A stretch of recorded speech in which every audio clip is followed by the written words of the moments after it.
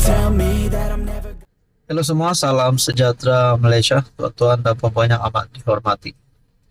Baru-baru ini kita dikejutkan dengan isu yang tular di mana gaji Menteri Besar Kelantan yang lebih tinggi berbanding gaji Ketua Menteri Pulau Pinang yang dibandingkan kerana prestasi agak berbeza.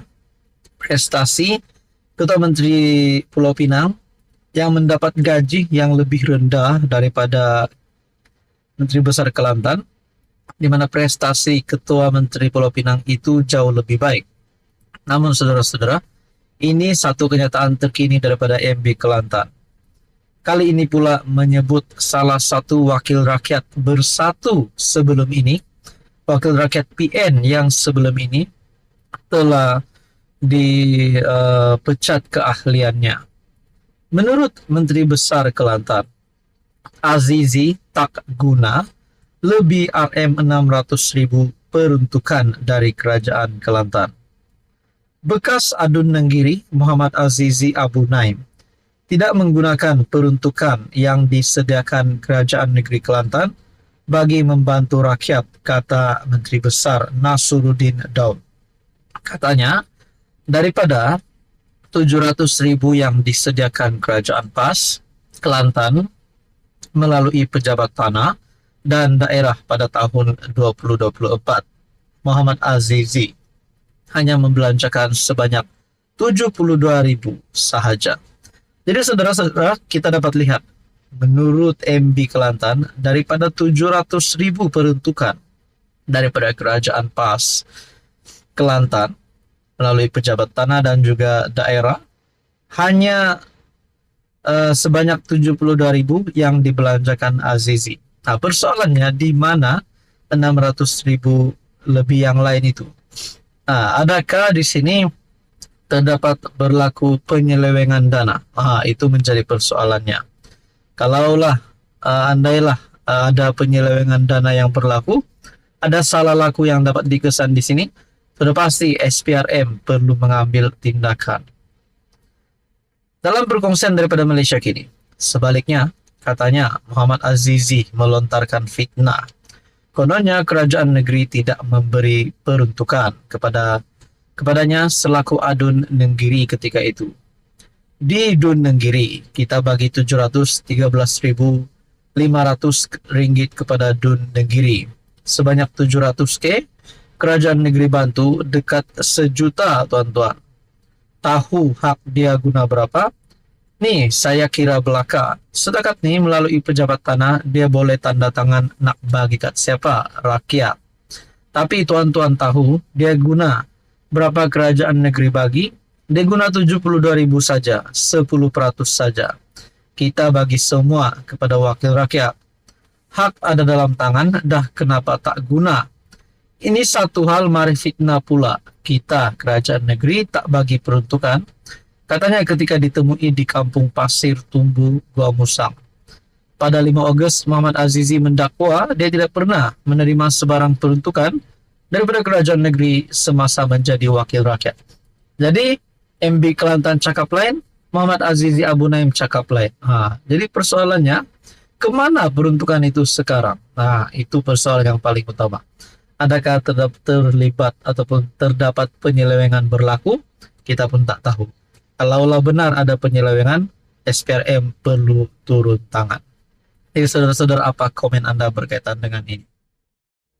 Halo semua, salam sejahtera Malaysia. Tuan-tuan dan puan yang amat dihormati, baru-baru ini Timbalan Ketua Polis Negara ada membuat satu kenyataan berkaitan dengan rasuah.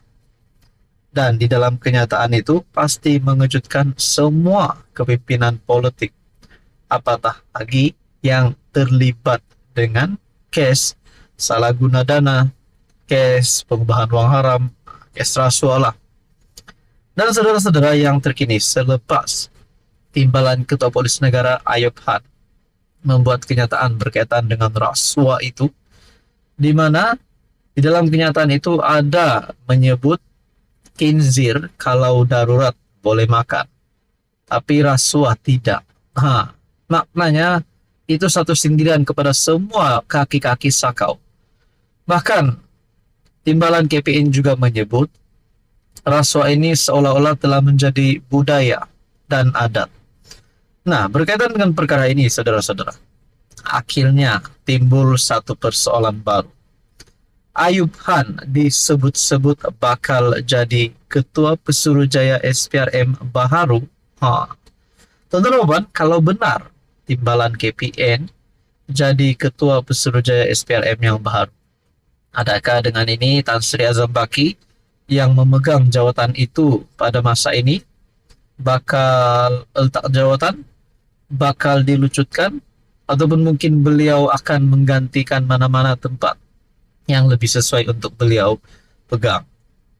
Timbalan KPN Datuk Seri Ayub Han disebut-sebut bakal dilantik sebagai Ketua Pengarah SPRM bagi menggantikan Tan Sri Azam Baki apabila tamat kontraknya.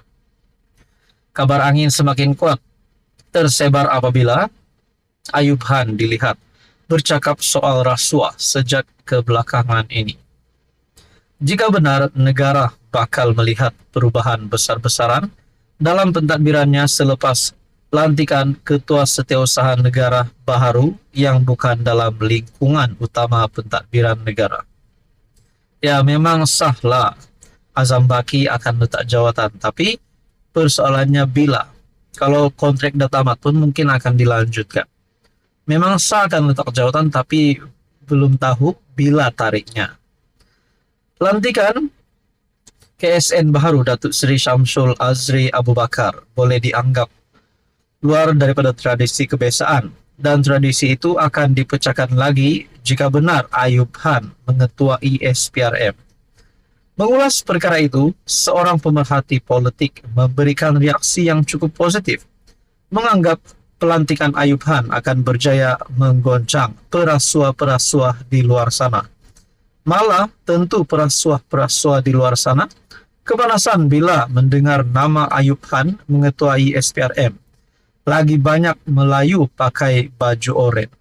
Maknanya lagi banyak akan ditangkap menjadi banduan. Tanya saya, jika benar Ayub Han dipindahkan ke SPRM, memang dia paling layak.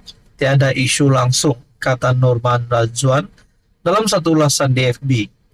Beliau yakin Ayub Han bukan diturunkan pangkat, tetapi sayapnya sedang dilebarkan supaya rasuah dapat dibantas dengan lebih berkesan.